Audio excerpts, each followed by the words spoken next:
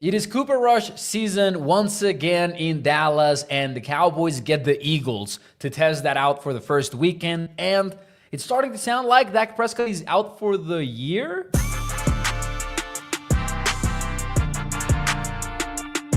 What is up, everyone, and welcome into A to Z Sports Dallas Primetime. I am your host, Mauricio Rodriguez, streaming with you live every Sunday and Thursday night at 8 p.m. Central, and catching up with you Mondays, Tuesdays, and Wednesdays with quick-hitting videos. But tonight, we've got a preview show. The Cowboys play the Eagles on Sunday, and it's obviously a game that has Cowboys Nation a little bit scared. It's okay to admit it. You know what? It's the Eagles. It's a big game. Everyone wants to beat the Eagles, regardless of whether or not the season is still alive. And of course, the Cowboys are quote-unquote alive. Those playoff odds are around 3%, according to a lot of statistical models, something we went over yesterday here on Primetime. But the question becomes, can the Cowboys beat the Eagles on Sunday, even without Dak Prescott? And a lot of people will be wondering, hey, the Eagles did have their issues early on in the year. The Eagles don't quite look like they did in previous years under Nick Sirianni, and there's a Sirianni drama and everything. What makes this game pretty interesting, though, is that the Eagles have actually been on the rise over the last few weeks, and at the same time, the Cowboys have been on free fall mode, and now they have to play this game with Cooper Rush. There's a lot to be said about this game, but I think one of the biggest things that comes to mind immediately is how exactly do you go about stopping the Eagles offense? And that's where I wanted to start. Before though, I'll say hi very quickly to those in the chat right now. We've got Katharina, we've got Tommy915. Who else do we have around here? We've got not Mark Aaron, but actually Mark Aaron. Gregory, we've got a Holly in the room as well. Michael says, just beat the Texans, please. Bruce says they are biddable, but does Dallas have enough to even do it? And I would agree with that. Like, they're biddable in the grand scheme of things. My first concern, and I have a series of concerns that we'll go through, and we'll talk about these matchups. Number one on the list for me is, how do you go about stopping the Eagles? And that starts with Saquon Barkley. Now, I'm sure you know about the stats, but I'm going to give you some anyways. Right now, Derrick Henry is playing Thursday Night Football versus the Cincinnati Bengals. I believe he's your current offensive player of the year. He's been just unstoppable at this point. But do you know who, to me, is clearly the number two on that race right now? It's Saquon Barkley. He leads the NFL in 23 explosive rushing attempts. That goes for 10-plus yards, right? Henry does have him beat in 15-plus yard attempts by only 2 of them. Saquon Barkley is averaging 5.9 yards per attempt. He is averaging 3.4 yards after contact, and his yards after contact are actually the 5th most in the NFL at 534. And the fact of the matter is, some of that is the top offensive line that we always like to talk about with the Eagles, which has some vulnerabilities, if we're being real, but it's also a lot of Saquon Barkley magic. You saw it last week. This dude is cutting, he's jumping defenders, he's doing just about everything on that football field, and quite honestly, it's been one of the most fun players to watch this year.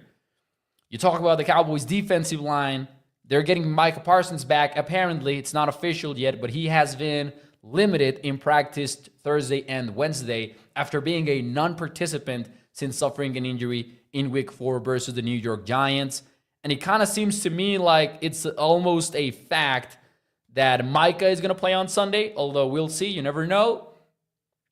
But even with him on the field, I don't know if you just have enough to fix one of the worst defenses in the NFL. Because the Eagles in the past, and I'll give them this credit to them, the Eagles have found a way to slow down Micah Parsons. A lot of these top rushing offenses around the league have done it, right? Like, they have found ways to isolate Micah and maybe leave him unblocked in open space, trying to think and process everything that they throw his way in real time. And that's with a complete defense around him. Micah is going to come back And he's not going to have Marshawn Nealon there. He's not going to have DeMarcus Lawrence there. He's going to have only Ozo Digisuwa essentially to work with in that defensive line. And I know Chauncey Golston has some moments in these games, and I know the same could be said here and there about other players who suddenly have their moments, right? Carl Lawson did have that strip sack against Kirk Cousins last week and all that. But I just think there's maybe not enough there to stop the Eagles to just do the bully ball thing that they like to do sometimes when they're just running down the opponent's throats. But that's only like one part of it. The other part of it is in the secondary and versus the Eagles passing game. And Gregory asks, is DaRon Bland playing this week? So DaRon Bland has not been ruled out, but he was a non-participant on Thursday, a non-participant on Wednesday. Remember that the Cowboys don't really practice on Friday. That's more of a Saturday thing for them. So I don't think that we'll know for sure until Saturday. But the Cowboys have not done the thing where they rest a player for the entire week and then they play them on Sunday. Mostly when players are not practicing for the Cowboys, they're just not going to play. And I would assume that is the same, that is particularly true for somebody that has yet to play this season, which is Bland's case. So I would be majorly surprised if Bland goes on Sunday. And Katharina says, what? Bland was supposed to be back last week, and he's not again. Man, Bland was supposed to be back week 6 versus the Lions. That's when he was a full participant in practice up until Friday of that week, when he was suddenly basically shot down on Friday, and then he didn't play. And since then, we haven't heard much about him potentially returning to the field. Bland might have suffered a setback. That's kind of what it sounds like to me, honestly. And at this point, I have questions about when he's going to return. I really don't think he's going to be practicing on, he's going to be playing on Sunday, I don't think so. And that means it's going to be one more week of having Kalen Carson out there. And I'm not knocking Kalen Carson because he is a 5th-round rookie. He isn't supposed to hold up with the likes of A.J. Brown on Devontae Smith, but you're going to have him matched up against those guys. And I just kind of feel like this is one of those games where safety help is going to be tough to get because you're going to have to be dealing with the physical Eagles rushing offense that is spearheaded by Jalen Hurts, by Saquon Barkley, and then mixes in some of Jalen Hurts' dual threat elements to the offense, and suddenly it becomes a big headache, honestly. So I think it's going to be Kalen Carson out there just maybe potentially being picked on. I don't know that Jalen Hurts is the kind of QB like Kirk Cousins is that is going to find that mismatch and exploit it consistently. But there's going to be some bombs headed his way. I'm absolutely certain of it. Let's see how the rookie responds. That's how the Eagles offense operates, right? They like to run the ball. They are pretty good at it. They run the ball pretty efficiently. And then Jalen Hurts is very capable of throwing the deep balls to the likes of A.J. Brown, to the likes of Devontae Smith, and just trusting them in making the play, and they're pretty good at it. It seems like A.J. Brown is going to play, by the way, which is obviously huge for the Eagles, but I'll tell you just how big it is, because I've got some numbers here. With A.J. Brown on the field, the Eagles are actually undefeated this season. They are 5-0, and I had some numbers here. They're averaging 27.4 points per game versus 17 when they don't have A.J. Brown. They're 1-2 without A.J. Brown, 5-0 with them. So with him essentially being back, because A.J. Brown has been practicing, I've talked to people who cover the Eagles, and the expectation is absolutely for A.J. Brown to be there on Sunday. It's not going to be easy to slow down the Eagles, essentially. That is, I think, my biggest concern about this game. How do you go about slowing them down?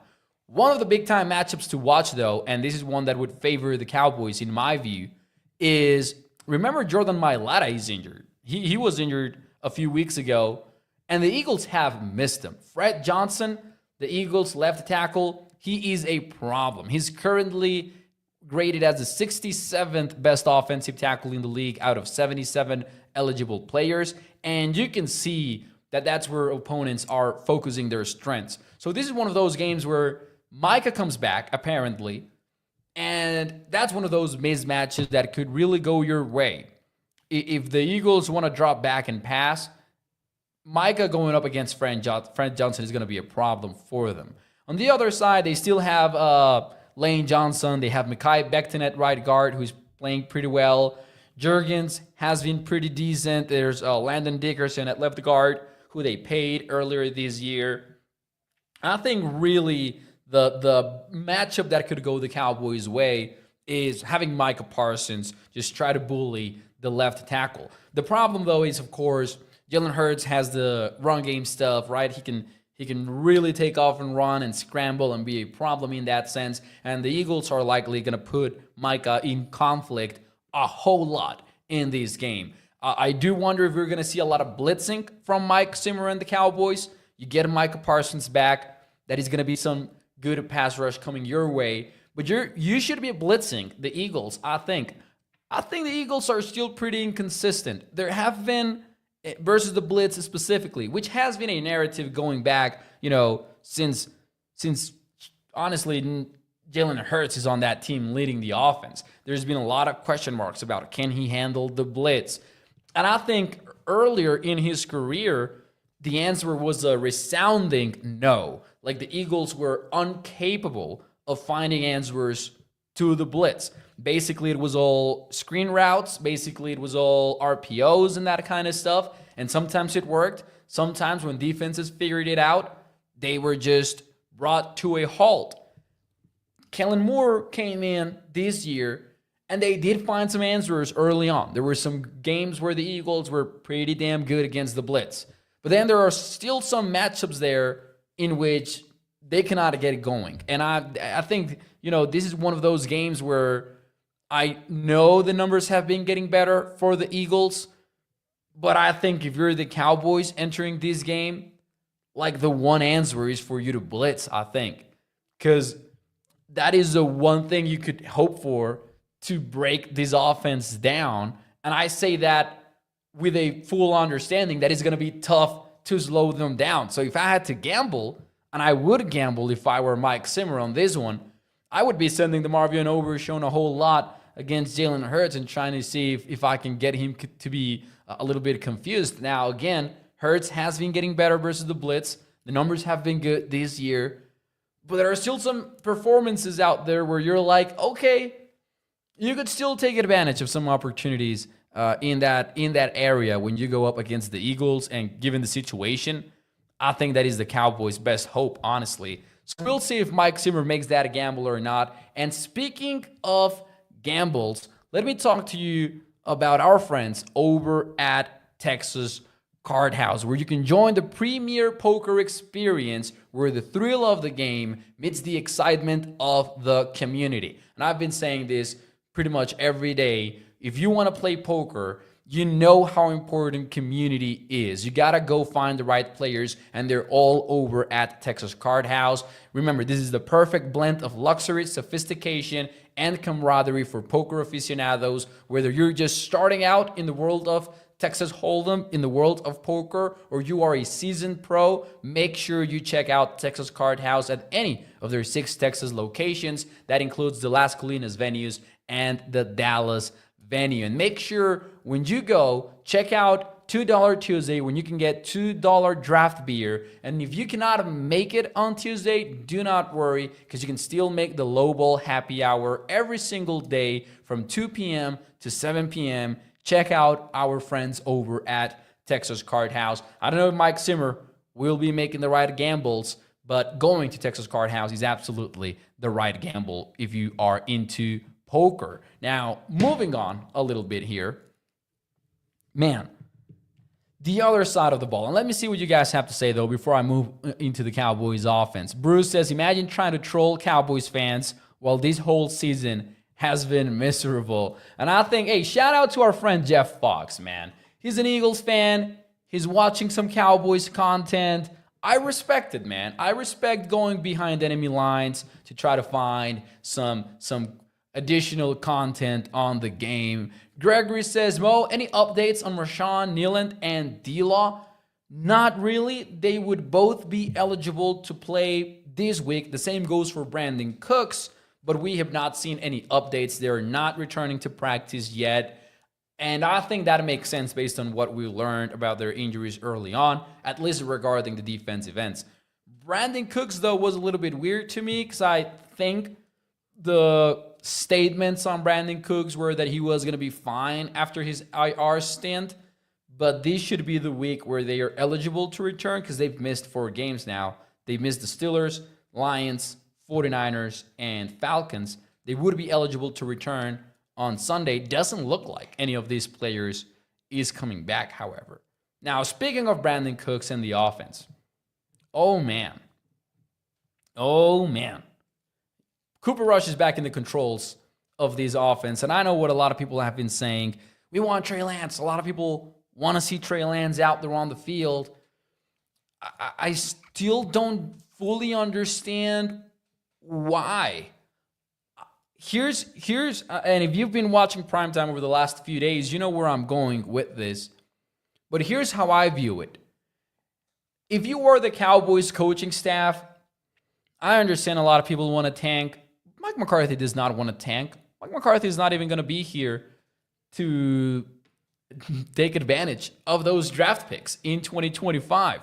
Mike McCarthy wants to go out there and he wants to win some ball games. And if you are doing that and you have a locker room to deal with, you just simply got to play the guy that gives you the best chance of winning. And I do think that is Cooper Rush at this point. I think we have seen nothing from Trey Lance to warrant anything else. We really haven't. There's the highlights in the preseason, but for every highlight, I can show you 2 non-highlights, 2 opposites of highlights of Trey Lance making mistakes on the field. Now, I'm not trying to knock Trey Lance. I'm not trying to pile on him or anything like that. But even Trey Lance is telling you, when he's talking to the media, that we saw Cooper Rush go into the game last Sunday and actually deliver some pretty damn good passes. There were at least a couple of throws into the end zone, one to Jalen Tolbert, another to CeeDee Lamb, that could have been touchdown catches. In a game that was, not really close, but that could have been close had you caught those potential touchdowns in the end zone. And I think we saw nothing from Trey Lance for us to be like, oh, he should be the backup to Dak Prescott during the preseason or training camp. And I think what we saw from Cooper Rush on Sunday also does nothing to change the notion that he's a much better quarterback than Trey Lance. Now, it is too late to talk about let's get some reps in for Trey Lance. That chip has sailed for the Cowboys. He is a free agent in 2025. You're not going to pay him. You're sure as heck not going to franchise tag him.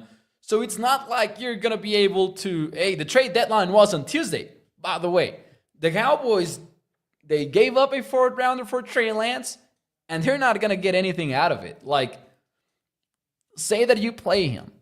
Say that you play him for the NFL world to see. That would be doing a favor to the other 31 NFL teams and nothing else. Because if Trey Lance goes out there and he goes on a tear, and let me define what that would mean. Trey Lance going on a tear would be him playing decent at a quarterback and not really turning the season around, because this is a bad football team and that is not going to be changed by Trey Lance. Well, congrats. A round of applause for the Cowboys. They're getting nothing out of it. They're getting nothing out of it because he's going to hit free agency and he's going to be gone in 2025. And for a moment, I thought, well, maybe they could franchise tag him and then trade him. The Cowboys are not doing any of that. I think the franchise tag is going to be like $38 million, which obviously brings that storyline to the ground. So I think ultimately it comes down to the whole thing about, okay, who gives me the best chance to win? And I think for now, you got to lean with Cooper Rush on that end. The way that I could see Trey Lance ending up finding his way onto the field would be if the Cowboys keep losing games and Cooper Rush is not looking great, right? And this is going to be a tough spot for him because obviously it's not the same as in 2020 when he had one of the best defenses in the NFL, and that made him look pretty good by just doing enough for the Cowboys to control the ball, and then the defense doing its thing, and that's why he's at 5-1 at this point. But I also don't want to take some credit away from him because, again, I think on Sunday he did a pretty good job coming off the bench in that spot and just fighting, right? Honestly, I think it's respectable. I think any fan that is having like expectations of seeing starting caliber quarterback play out of Cooper Rush is just delusional. That's not what we should be expecting. But he did some nice things, man, and he's being accurate with some of these throws. He's giving Cowboys players a chance. That's all you can ask from your backup quarterback. With that being said, though, what can we expect? The Cowboys are welcoming in Jonathan Mingo. Who knows how involved he will be on Sunday? Probably not much because it's going to be his first week in Dallas.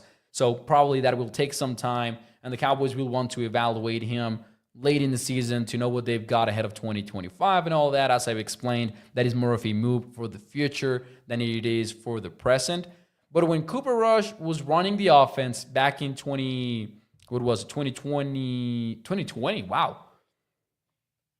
Man, time flies in the NFL. 2021 as well, actually. Yeah, that's what kind of freaked me out. Yeah, 2021, which was Micah's rookie year, and he talked about it this week too. But anyways, what they did when they needed that 4-1 run from Cooper Rush was basically bet on the run game. Luckily for the Cowboys, Rico Dowdle is coming off of his best performance on the ground, averaged over 6 yards per carry. Yes, you are stepping up against the Eagles defense. That is going to be a much tougher opponent than the Falcons defensive line was, but they're going to lean on the run game. They're going to hope Rico Dowdle can do his thing, and hopefully, now that 6 punishment might be over, hopefully we don't go back to the whole 50-50 type split. You gotta make Rico Dowdle your feature back because he's the only guy that has had a decent rushing performance, and he's had 2 of them, one in Pittsburgh, one versus the Falcons. Ezekiel Elliott and Dalvin Cook have done nothing so far this year, so I would really hate it if they went back to the committee thing. You gotta lean on Rico Dowdle. Treat him as what he is. He is the one good running back that you've got on your team. The guy is top 5 in success rate among NFL running backs. Freaking treat him like such, right? I don't want to see committees on Sunday. Stop that. Mike McCarthy said last week that wasn't the preferred method, and then you go and see what you had in Rico Dowdle. Just, man, play the good player. It isn't that hard. Just play the guy that is actually good at what he's doing. And then off of that, the Cowboys will want to do what they did back in 2021, which is, okay, we're running the ball, and then we are using first down and second down to take some chances. And what that looks like will be Cooper Rush will be doing a lot of play action, and they're going to be taking some shots. The problem, and when I say shots, I mean shots down the field, like bombs. That's what they did back in 2021 when Cooper Rush had a lot of these big plays. It was because they were doing so on early downs off of play action with max protect. So 7 players protecting and trying to find some time for Cooper Rush to find an open receiver down the field. The problem, though, is that we are living on a very different time now where the Cowboys won't even attempt a Hail Mary because they don't trust the protection. So how effective are those shot plays going to be when you're running them on early downs? And the Eagles have a good defensive line. The pass rush has improved a whole lot. When you looked at pressure rates and all that, they're pretty much at the bottom of the NFL. But the truth is they've been improving over the last few weeks. They've gone against some questionable offenses, to be fair. They have.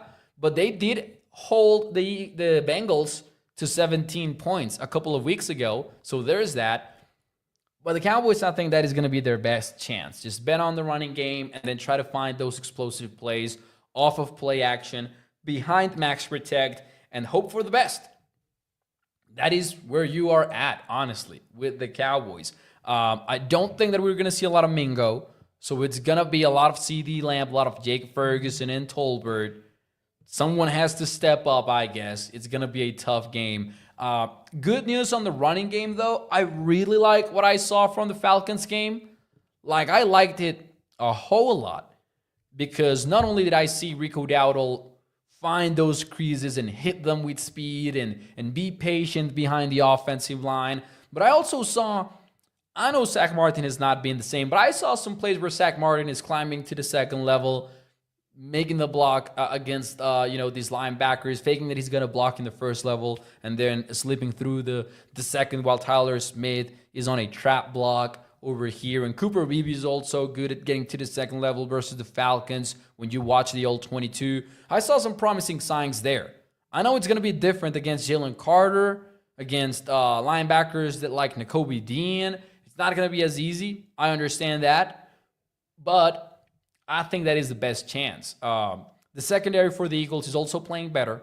Rookie Quinjon Mitchell is playing some decent ball. If Dak was around, you could maybe hope that he could exploit some mismatches with CD there. But it's going to be tougher with Cooper Rush. Let me know in the chat, man. What do you think about this game? Do you think the Cowboys can pull off the big-time upset? Cooper Rush is 5-1. Do you think he gets to 6-1? Or do you think this is one of those games where Cowboys are hit with a bucket of cold water and they get blown out or something like that? Catherine says, I think this is Martin's last season, Mo. I think that is the worst kept secret in Dallas. So I agree, Katharina. I think you're right. I think this is Zach Martin's goodbye. By the way, Zach Martin, man, did not practice on Wednesday, did not practice on Thursday. I'm not even sure he's playing on Sunday at this point. He is dealing with what they're listing as a shoulder injury. So that's back-to-back practices missed for Martin. Let's see what that looks like on Sunday. Hopefully he plays. If he doesn't play, it could get really ugly. Really, really ugly. And I know Martin has not been great this season. But remove him from the field, you're going to feel it. Frank says, as much as I want to see them do well, I cannot see them winning this. Mark Aaron with a very good point. I hadn't even touched the coaching side of things. He says, I think Kellen Moore wants to run up the score. Oh, you know he does. You know he does.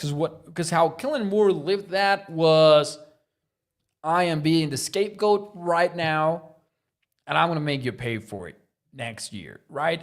So I agree with it, man. Or that actually happened 2 years ago.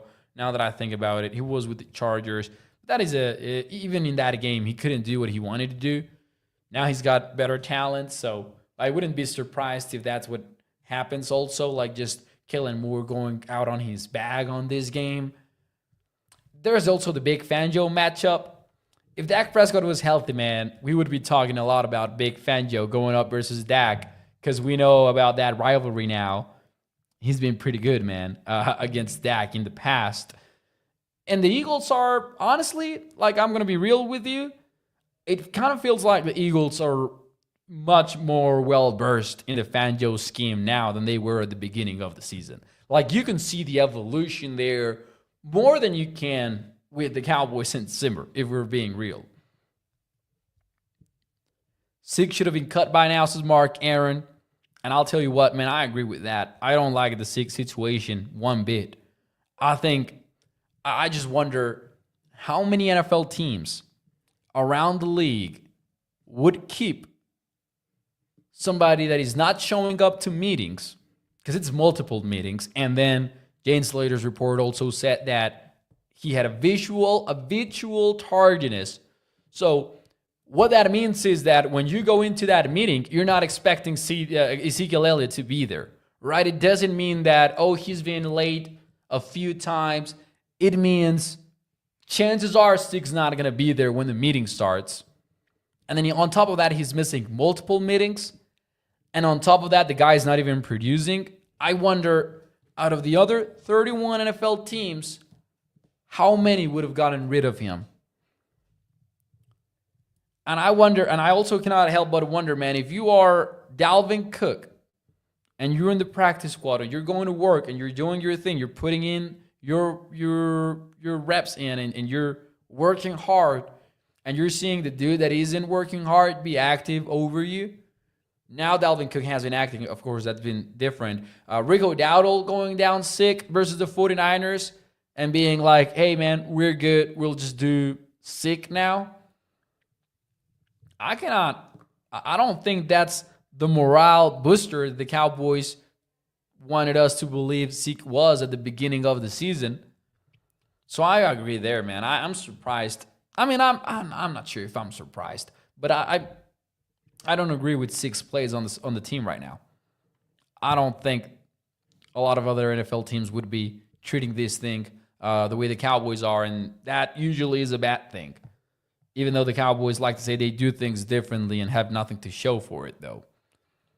Anyways, ladies and gentlemen, that will be it for me tonight here on the show. I'll see you again on Sunday night, and by then, the Cowboys will have played the Eagles. My final prediction for the game is I'm going to go with the Cowboys maybe keeping it closer on a low-scoring affair than many would expect, but I'm still going with a 13-21 scoreboard for Sunday's game. So I kind of like the under. I'm not going to lie to you. I kind of like the under. I think the Cowboys try to drag this one out. I think the Eagles also will have some hiccups here and there. But I think the Cowboys ultimately look like the inferior team on Sunday, and they end up losing. Shout out to everyone for tuning into the show. I'll see you on Sunday. Hit the like button for me. Bye-bye.